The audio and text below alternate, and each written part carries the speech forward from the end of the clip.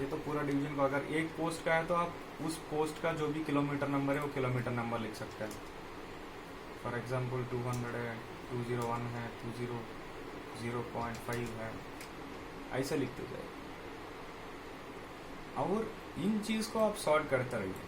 आप अलग अलग तरीक़े से आप उसको सॉर्ट करने से आपको पता चल जाएगा भाई ठीक है मेरा बार बार इस गाड़ी में इफेक्ट हो रहा है, और वो भी इस सेक्शन में इफेक्ट हो रहा है, इस कोच में इफेक्ट हो रहा है, या इस किलोमीटर नंबर पे हो रहा है। और इसमें टाइम भी जोड़ दीजिए।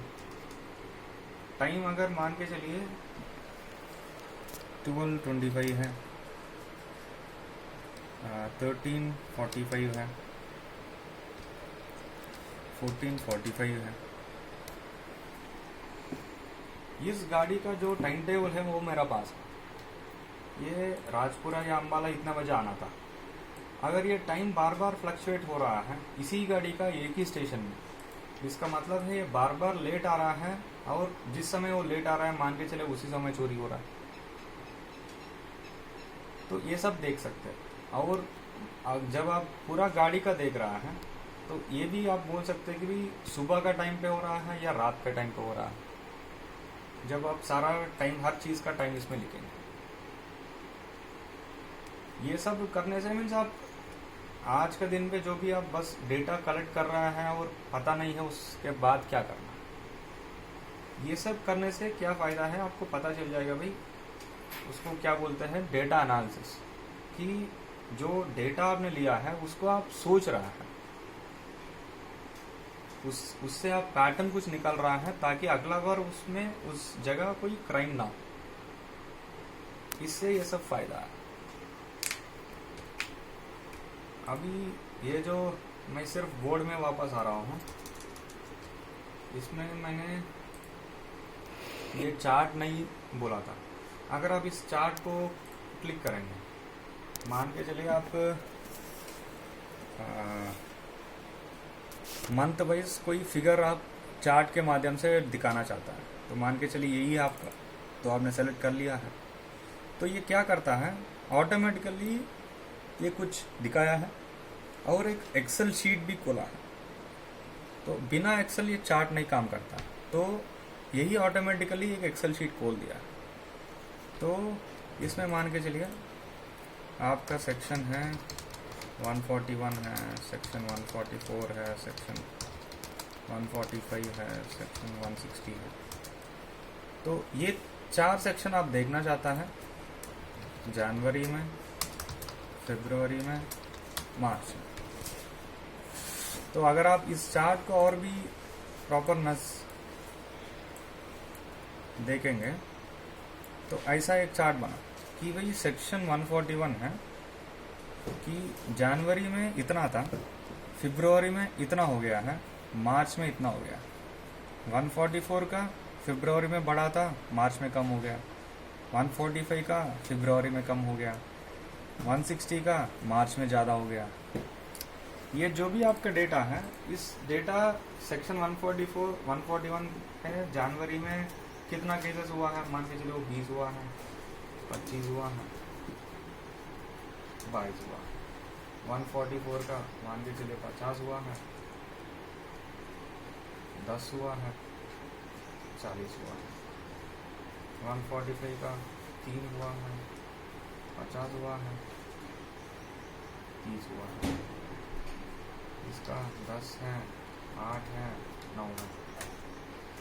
तो जब आप डेटा भर लेते हैं तो इससे आपको इसको देखने में और इसको देखने में यही अंतर है।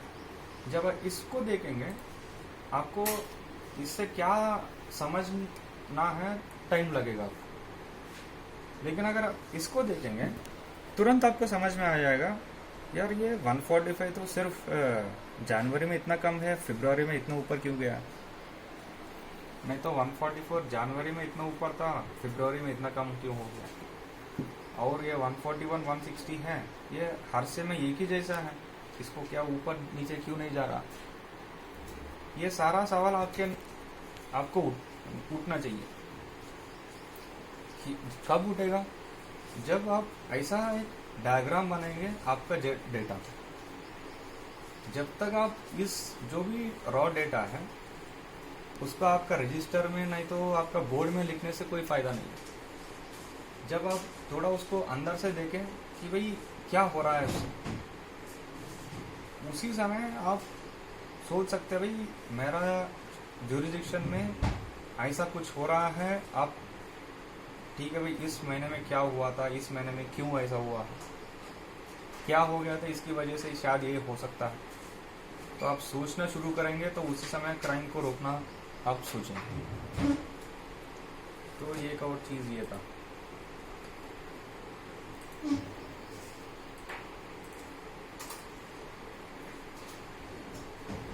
ठीक है, लगभग हमारा जो नॉर्मल काम है इसी से चल जाएगा। इसके अलावा जो नॉर्मल हम सोचते हैं इंटरनेट के बारे में, इंटरनेट क्या होता है,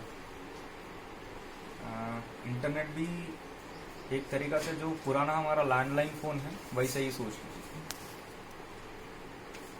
लैंडलाइन फ़ोन जैसा मीन्स एक नया टेक्नोलॉजी है जिसमें एक दूसरों से बात कर सकते हैं। हमारा लैंडलाइन फ़ोन में दोनों तरफ आदमी होता है, इसमें बस यही अंतर है कि एक तरफ हम होता है, दूसरा तरफ कंप्यूटर होता है, और वो कंप्यूटर भी किसी ने लिखा है और वो आपसे बात कर रहा है। जो कल हमने बोला है ब्राउज़र के बारे में, मान के चले आपको गूगल का कोई ब्राउज़र उठा लिया है,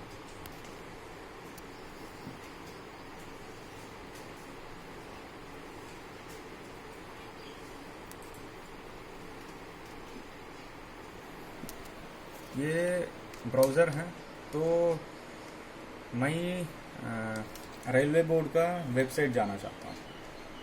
अगर मुझे पता है ठीक है, नहीं तो google.com करके नाम सुना है सभी लोग। तो पहला, अगर मुझे पता नहीं है मैं किधर जाना चाहता हूँ, तो जैसा हमारा टेलीफोन डिक्शनरी है, जैसा ये google.com है, तो मैं पहला google.com खोलूँगा। उसका मतलब है मैं क्या किया हूँ, मैं टेलीफोन किया हूँ इधर से भाई गूगल के पास, तो ऑटोमेटिकली उधर जो भी कंप्यूटर बैठा है वो ये जवाब दे दिया। तो हम सवाल पूछ रहा है कि भाई मैं रेलवे बोर्ड का संबंधित जो भी है उधर जाना चाहता हूँ, तो एंटर किया हूँ, तो वो ये बोल रहा है भाई टेलीफोन डायरेक्टरी में या जो उनके पास डायरेक्टरी है उनसे वो दे के ये सब दिया, इसमें से इतना सारा है। तो उसमें मैं ऊपर जो भी था indianrailways.gov.in रेलवे बोर्ड, तो मुझे ये लगा यार ये जेन्युइन हो सकता है, क्योंकि ये जो भी लिखा है ये हर एक अलग अलग जो टेलीफोन डिक्शनरी में नंबर है, जैसा ये अलग अलग व्यक्ति है जो ये कंप्यूटर में रखा है। कुछ फालतू फर्जी हो सकता है, कुछ सच्ची हो सकता है। तो आप जब आप देखते हैं तो समझ में आ जाएगा। तो ये देखा है तो शायद लग रहा है कि ये सच्ची है, तो हमने खोल लिया भाई, इसमें सारा हमारा सरकार का जो भी है वो सब इसमें आया। ठीक है,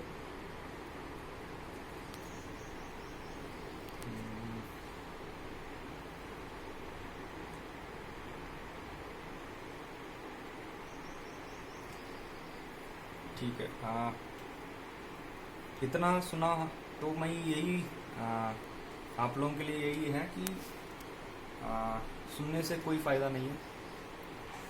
हर एक व्यक्ति एटलीस्ट एक 5 मिनट या 10 मिनट कंप्यूटर में बैठे, कितना सुना है उतना करे। किताब में कुछ मत लिखे, क्योंकि आप वो किताब फिर कभी भी ज़िंदगी में कोई भी नहीं खोलने वाला। तो किताबें मत लिखिए, कितना याद रहा है वो इसमें जाके करते रहिए। उसी समय आप अच्छा महसूस करेंगे भाई ठीक है हमको ये भी आ रहा है। आज का दुनिया में इम्पोर्टेंट हो गया कि सभी लोग को कंप्यूटर आना चाहिए। ये इससे क्या होगा कि आपका काम आसान हो जाएगा, मीन्स आपका लाभ के लिए ये तो वो सोचिए और सीखिए ताकि काम पे आसान हो। फॉर एग्जांपल आपका आज के दिन में ई सुविधा बन रहा है। इससे क्या हो रहा है, आपका सारा सर्विस रिकॉर्ड जो भी है वो कंप्यूटर में फीड हो रहा है। तो आप आपका घर में से, आपका मोबाइल फ़ोन से आपका सारा सर्विस रिकॉर्ड देख सकते हैं। आपका RBMS हो रहा है, RPF का बैरक मैनेजमेंट सिस्टम। इससे क्या होगा, आज के दिन में मान के चलिए आपका बैरक में पानी नहीं आ रहा है, बिजली नहीं आ रहा है, नहीं तो कॉट पुराना हो गया है, गीज़र काम नहीं कर रहा है, तो बार बार किसी को बोलना पड़ता है। तो ये जो सॉफ्टवेयर आया है उसमें क्या लाभ है कि उसमें सभी लोग को यूज़र आईडी पासवर्ड दिया जाएगा।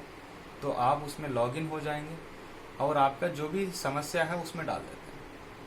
वो समस्या सीधा जो भी कंसर्न्ड अधिकारी है उसके पास चले जाता है।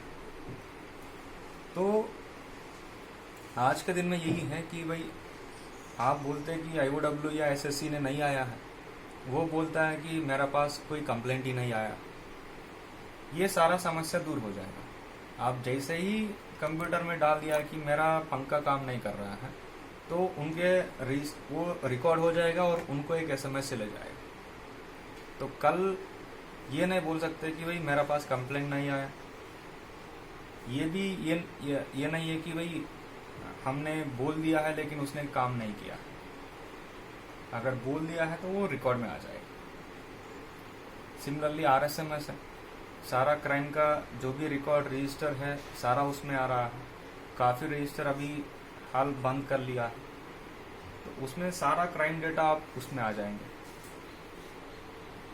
तो अगर आप देखते हैं तो लगभग हमारा सारा काम कंप्यूटर के रिलेटेड पे ही जा रहा है। तो मेरा यही कहना है कि